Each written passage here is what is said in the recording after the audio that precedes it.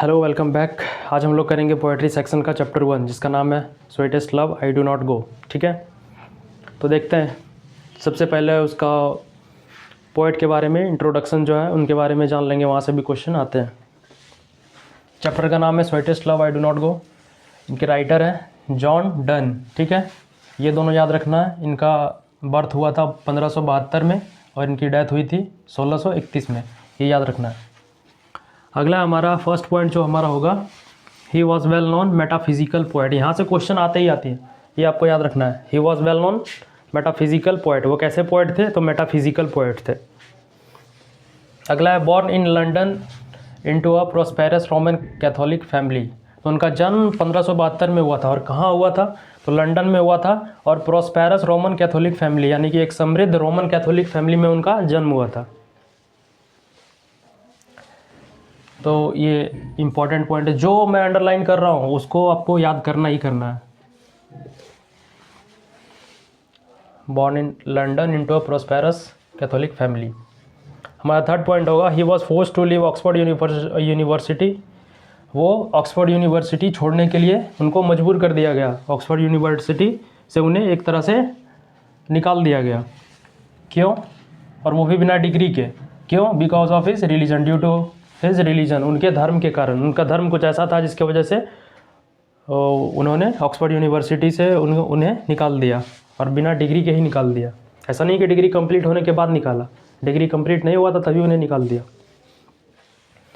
Fourth होगा, he studied law and read theology. तो अगर क्वेश्चन आप लोगों का आता है कि उन्होंने क्या पढ़ाई किया था, तो आपको लिखना है लॉ एंड रीड थियोलॉजी। उन्होंने कानून और धर्मशास्त्र की पढ़ाई की थी। ठीक है, हमारा फिफ्थ पॉइंट होगा, he was sent to prison for secretly marrying his patron's niece. तो उन्हें एक बार जेल भी भेजा गया था। क्यों?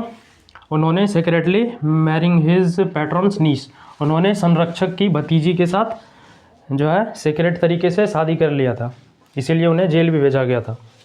अगला होगा, इन 1615 एट द एज ऑफ 42, जब 1615 में उनका एज 42 साल का था, तो he accepted ordination in the Anglican church and became one of the greatest preacher of his time. तो जब वो 42 साल के थे 1615 ईस्वी में, तो उन्होंने ऑर्डिनेशन एक्सेप्ट किया। कहाँ पे? एंग्लिकन चर्च में। और क्या बन गए? Greatest preacher of his time, वो अपने समय के सबसे महान उपदेशक बन गए। एक तरह का धर्म प्रचारक होता है ना, उसी तरह प्रीचर बोला जाता है उन्हें, धर्म प्रचारक या तो उपदेशक। हमारा लास्ट होगा, Donne is well known for his songs and sonnets, satires and elegies and sermons. ये तीनों उनका वेल नोन, मतलब जो उनका वर्क था, जैसे वो पोएट थे तो उनका सबसे पहला काम था, मतलब वो लिखते थे, तो उसमें से उनके लेखन में से सबसे फेमस जो क्या होता था, सॉन्ग एंड सोनेट होता था। अगला सैटायर्स एंड एलेजीज होता था और सरमन्स होता था। ये तीनों से क्वेश्चन आते हैं कि उनका फेमस वर्क क्या है। मतलब जॉन डन जो है वो ज़्यादातर किस चीज़ के लिए जाने जाते थे?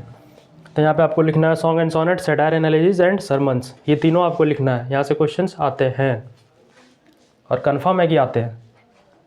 इसमें से ये आपका इम्पोर्टेंट हो गया, आपका ये सबसे ज़्यादा इम्पोर्टेंट हो गया, और ये तो आपको याद करना ही है, उनका बर्थ और डेथ।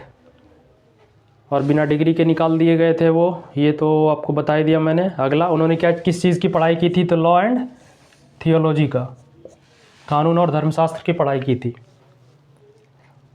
और वो प्रीचर कब बने, उपदेशक कब बने? तो 42 साल की उम्र में, जब वे 42 साल के थे। और वो टाइम क्या था? 1615 ईस्वी। ठीक है,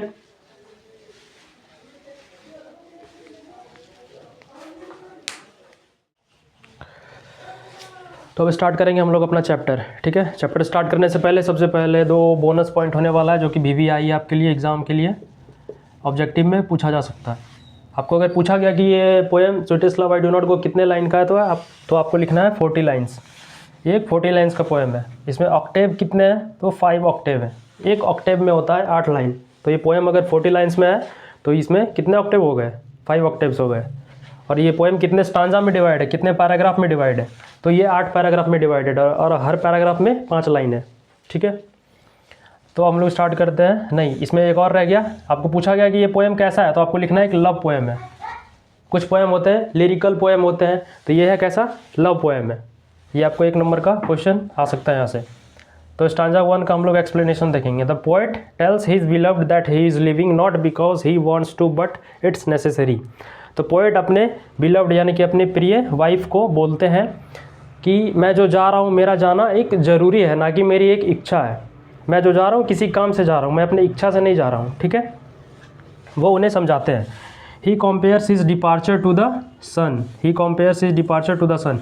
वो अपने जाने को, कवि यानी कि जॉन डन अपने जाने को सूर्य से कंपेयर करते हैं।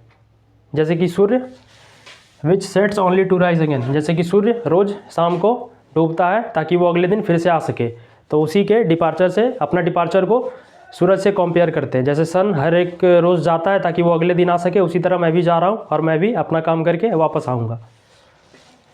स्टांजा 2 में हमारा पहला लाइन होगा, Donne says even the powerful sun cannot avoid its cycle. Even the powerful sun cannot avoid its cycle. तो 3rd लाइन में यानी कि 2nd पैराग्राफ के 3rd लाइन में पोएट बोलते हैं कि even the powerful sun cannot avoid its cycle, यानी कि इतना शक्तिशाली सूर्य जो है वो भी अपने साइकिल को यानी कि अपने चक्र को रोक नहीं सकता है। उसका जो काम है वो उसे करना ही होगा, ठीक है। उसी तरह उसी से अपने आप को कंपेयर कर रहे हैं, ठीक है। Similarly separation is natural and beyond human control. उसी प्रकार से जो सेपरेशन, जो अलगाव है, यानी कि एक इंसान का दूसरे इंसान से अलगाव है, तो किसी कारण से अलगाव होता है, तो वो एक नेचुरल प्रक्रिया है, ना कि वो बियॉन्ड ह्यूमन कंट्रोल है, तो वो मानव के अपने कंट्रोल यानी कि अपने नियंत्रण से बाहर है, ठीक है। तो बाकी का हमारा 3rd स्टांजा देखेंगे अगले पेज में, आप चाहो तो screenshot low.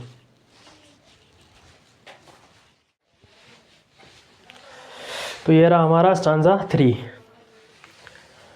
The poet ask his beloved not to cry because it's waste of time and weakens their love.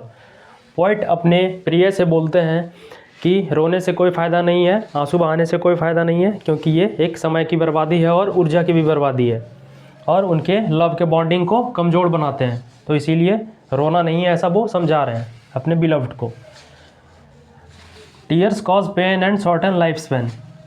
John Donne ऐसा बोलते हैं, tears cause pain and shorten life span. John Donne ऐसा बोल रहे हैं कि टीयर, आंसू जो है, आंसू हमें दर्द देता है और हमारे लाइफ को छोटा करता है।